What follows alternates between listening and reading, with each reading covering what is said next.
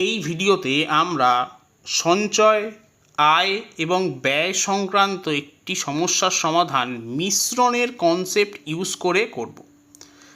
এখানে বলা হয়েছে এক ব্যক্তির প্রাথমিক আয় ৭,২০০ টাকা, তার বেতন ২০% বৃদ্ধি পেল, কিন্তু দ্রব্যমূল্য বৃদ্ধির জন্য খরচ 30% বৃদ্ধি পেল এবং সঞ্চয় 6% হ্রাস পেল। ওই ব্যক্তির প্রাথমিক খরচ কত ছিল তা নির্ণয় করতে বলা হয়েছে। এক্ষেত্রে আমরা যে কনসেপ্টটা ইউজ করব সেটা হলো যে আয়কে আমরা ধরতেই পারি যে খরচ এবং সঞ্চয়ের মিক্সচার।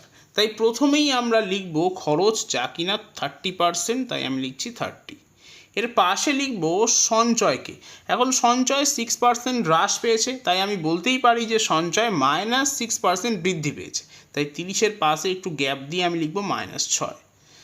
এখন বলা হয়েছে আয় 20% বৃদ্ধি পেয়েছে, বেতন মানে আয় 20% বৃদ্ধি পেয়েছে, এবং তাই 20কে আমি লিখব এই দুটোর ঠিক মাঝখানে একটু নিচে, অর্থাৎ এখানে।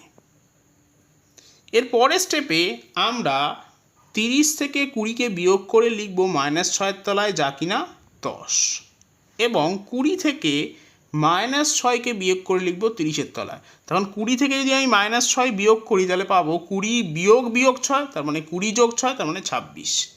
এবং এটাই হবে প্রাথমিক খরচ এবং সঞ্চয়ের অনুপাত, অর্থাৎ 26:10 বা 13:5।